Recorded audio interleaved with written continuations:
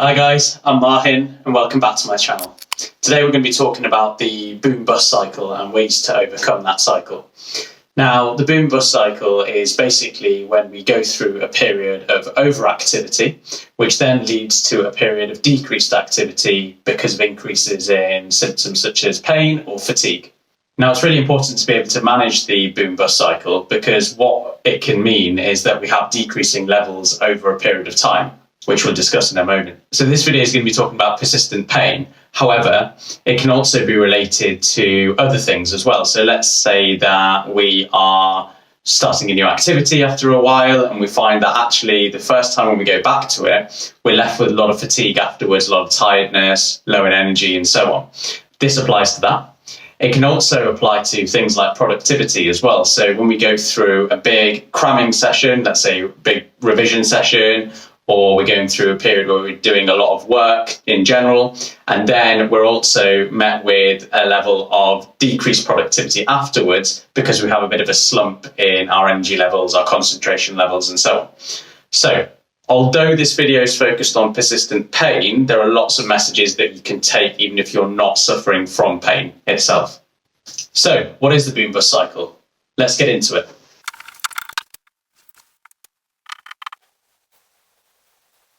Okay, so let's just pretend for a moment that my lines are perfectly straight and let's just ignore the fact that I'm not very good at drawing at all. But what we have here is on this axis we have activity levels, with the top being high and the bottom being low. Then at the bottom here we've got time, so this is over time how things progress. So let's say that we start off and we have a sudden increase in activity. Now let's say that's because perhaps you are returning to something you may have not done for a while that you've perhaps found painful and you want to get back into it. So you go all for it and you're going to get into it straight away. So an example of this could be, let's say that you want to get better at walking or improve your walking and you go in and you do 5 kilometers of walking. Okay.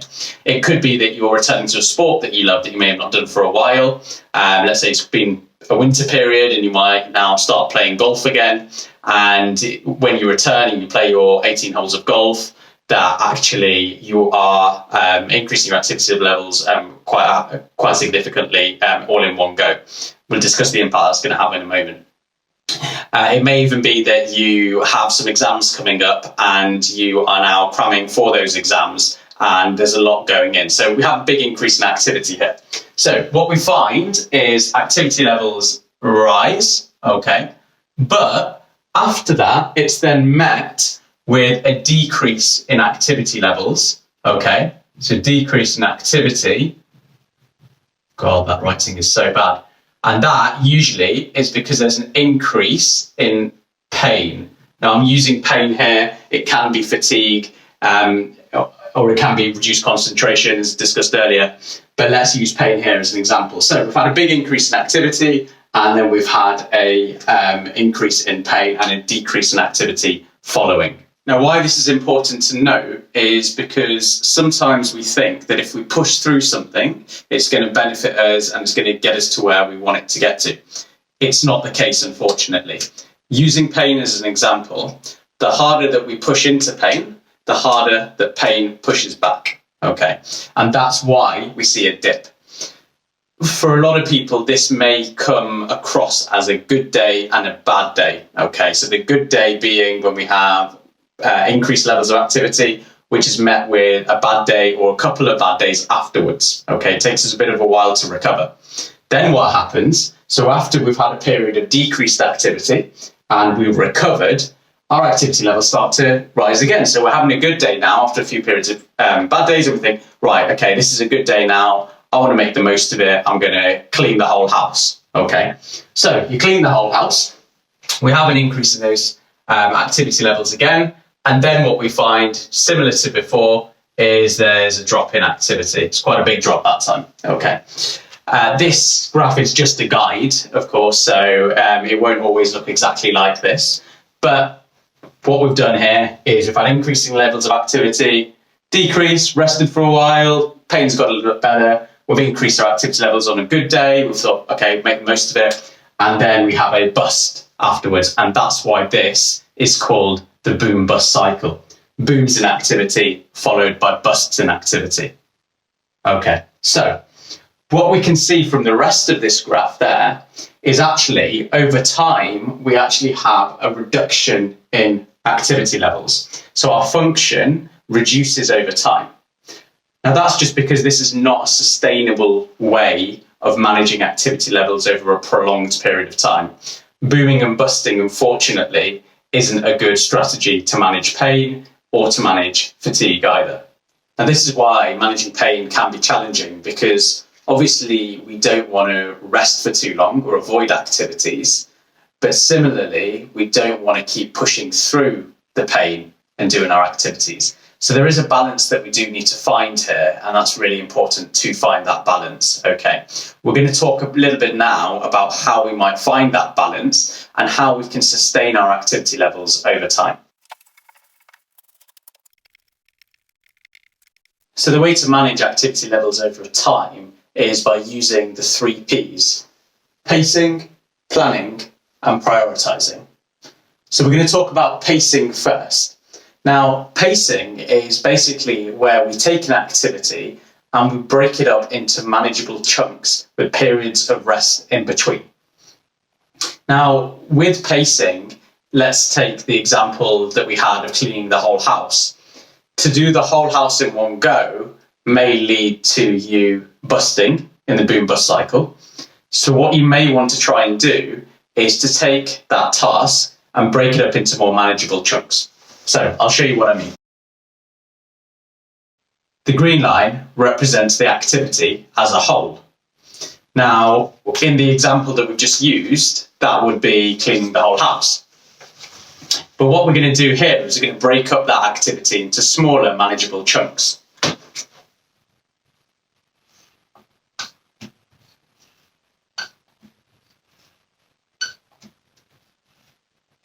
So here, that's 4 manageable chunks now. Of course, it will be different for different activities and different for different people as to what those manageable chunks look like. But again, we're going to come on to that in a moment. But here, with the cleaning the house example, what that would look like is maybe doing a room at a time. That would then allow you to have a period of rest in between, okay? And that's the bits of the rest there in between the chunks, before continuing the next chunk of activity.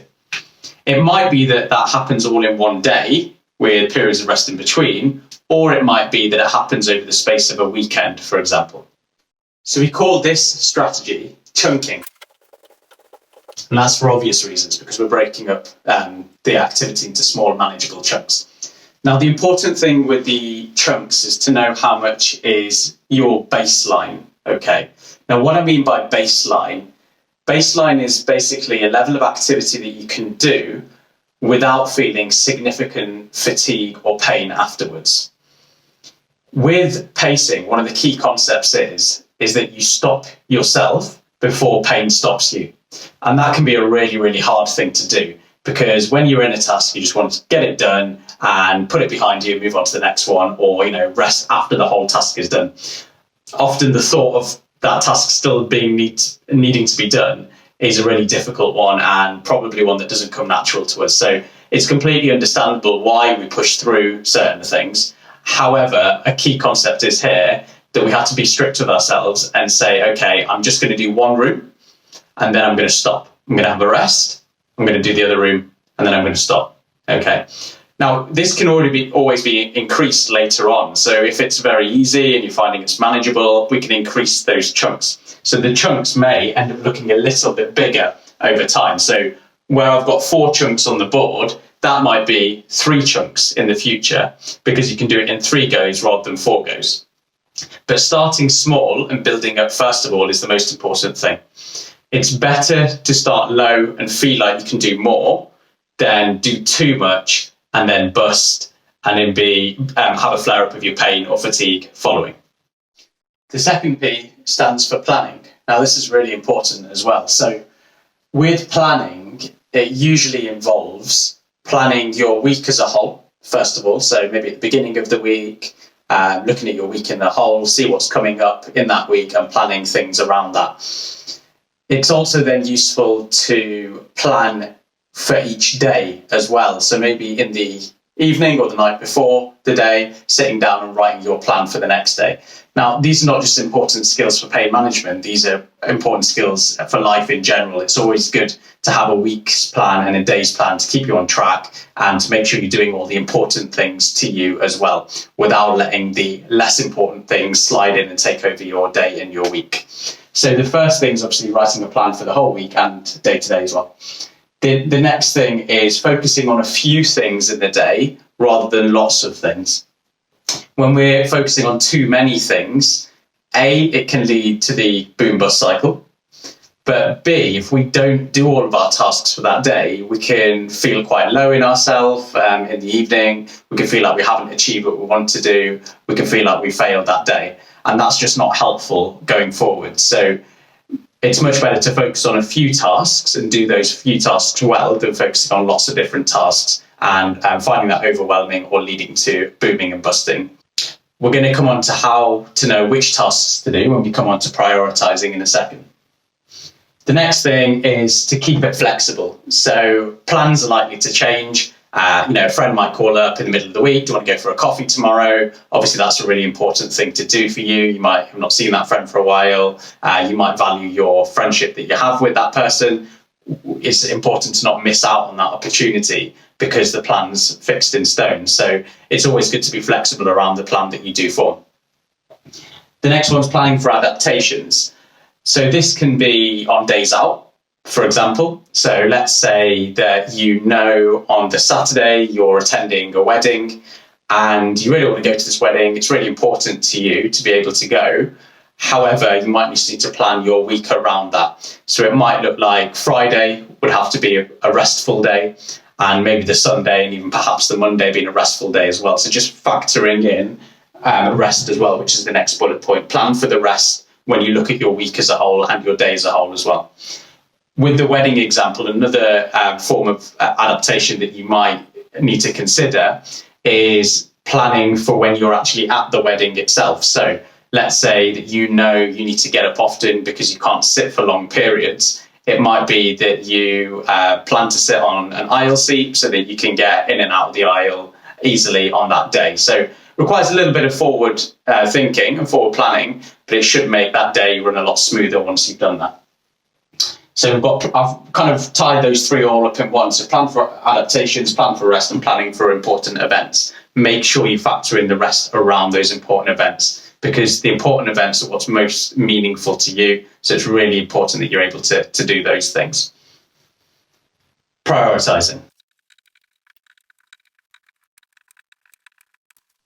So I'm going to do a video in the future talking about values and things that are important to us and how to discover your values and things of meaning to you.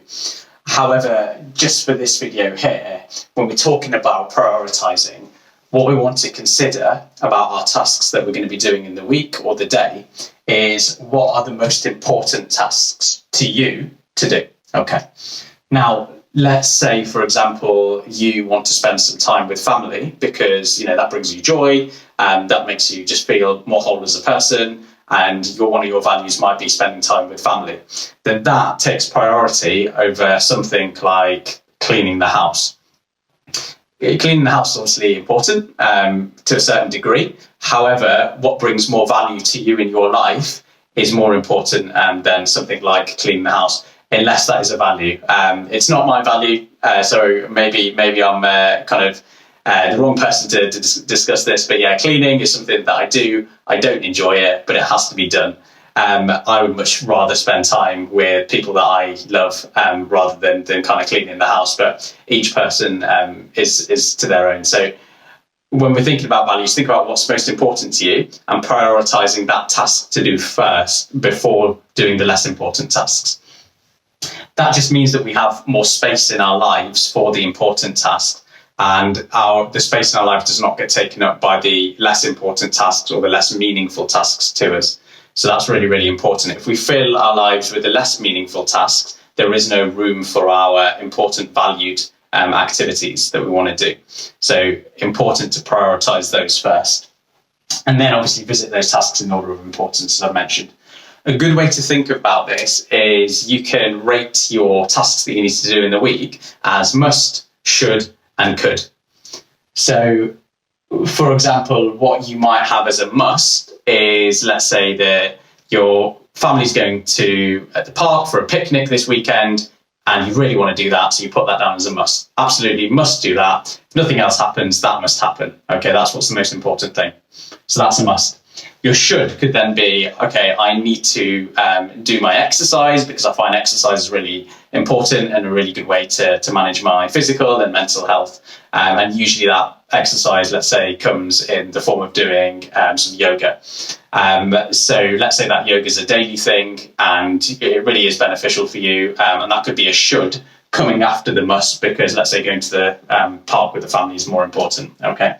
A could would then be anything that's left over. So if I have time, if I have energy, if I have room in my plan with periods of rest either side, then I could do these activities. So going back to cleaning the house as an example, mowing the lawn, that kind of thing. So at the beginning of this video, when we were talking about the boom-bust cycle, we saw that there was over time a decreasing level of function and activity because it wasn't a sustainable way to manage activity. Now, through using the 3 Ps, what we can find is a more sustainable way of managing activity that doesn't mean that we're going through this boom-bust cycle, because we're doing little and often, which is keeping our activity levels fairly consistent. Whether that's a good day or a bad day, we're doing an amount of activity that we can manage on both good and bad days. And because we're doing it that way, there's probably it's probably less likely that we're going to be having periods of good and bad days that are so significant to before. Because we're not allowing ourselves to boom, we're not then having the bust afterwards in doing kind of manageable amounts. And it's really important to stop yourself before the pain stops you, okay? And perhaps stopping yourself, feeling like you could do perhaps a little bit more, but you're not going to at this moment until you see the effects of that the next day and the next day after that. If you find that that's okay and actually you're not getting this bust anymore, then what we can do is look at gradually increasing those activity levels over time. And that's what we're going to talk about now. Guys, just before we talk about increasing those activity levels over time, I just want to stop the video here to remind you, if you haven't already done so, to click subscribe below to my channel. This is one of my first few videos that I'm doing, and I've always got to remember to take the time to remind you guys to like and subscribe, because I always forget to do it in videos, and that's what's really going to help me grow so that I can reach more people and hopefully help more people manage their pain, but also take control of their health and achieve their goals that they want to achieve. So I'd really appreciate it. Any questions you've got, pop them in the comments. But otherwise, please like, subscribe, and share this video with people you think will find it helpful. Other things to mention as well is I do have a free course, free email course on forming healthy habits and achieving your goals. And you'll find the link to that in my description if that's something you want to sign up to. And I also have a weekly newsletter that I send out every Saturday. And that newsletter has an insight, it has 2 tips, and has a quote for your week ahead. So again, if you haven't subscribed to that, check that out. I'm getting some really, really good feedback about that. People are finding that really helpful and finding just a really good way to start off their weekend. So that's all the plugging done, and let's continue with the video now. Okay, so if we go back to the first graph showing the boom-bust cycle that we started this video off with, we've got the booming of activity, busting of activity, and then over time we're finding that actually activity levels and functions reducing over time, as we can see there from that general trend. As we discussed earlier, not a good way to manage activity over time, not a sustainable way to manage activity over time. If we have a look at this other graph then, this is what is likely to happen if we take on those 3 Ps that I spoke about, so pacing, planning, and prioritising. Now, the reason that is because what we're actually doing is we're starting off at our baseline. So baseline being the amount that we can do without having significant flares. We're starting off at our baseline, even if that's an amount where we feel is below what we can manage, that's fine. Better to start off low, start off small, build up. Okay. But what we can see here is it's almost like a step-by-step thing that we're gradually building up. And gradually is the key word here. And what we need to be able to do, if we're pacing activities into those manageable chunks, what we'll find is that actually over time, we might just be able to increase those levels of activity and increase the size of the chunks so that we can improve our function over time and improve the management of our pain. So even if we started off here, for example, what we might say is, let's take walking as an example. It's just a fairly easy example to talk about. Let's say that previously you were trying to do those 5 kilometre walks, and actually for the next 2 days then, pain was really flared up, fatigue was really bad, you weren't able to do many activities. Going back to this boom bust, that's what was happening. Whereas now, what we're doing is we're really bringing back down that walking, and we're saying, okay, let's do 1 kilometre, but do a kilometre every day, okay? And let's say that you do that for a week and it's going okay, the flare-ups aren't as bad. You might have more pain after doing the walking still, but it's not as bad and it's not knocking you back for a few days. What you'll do then is the next week, so after doing that every day for a week, you might increase that to 1.5 kilometres, do that every day for a week, 2 kilometres, 2.5, and each week just gradually increasing. I would love to say that it always goes that smoothly.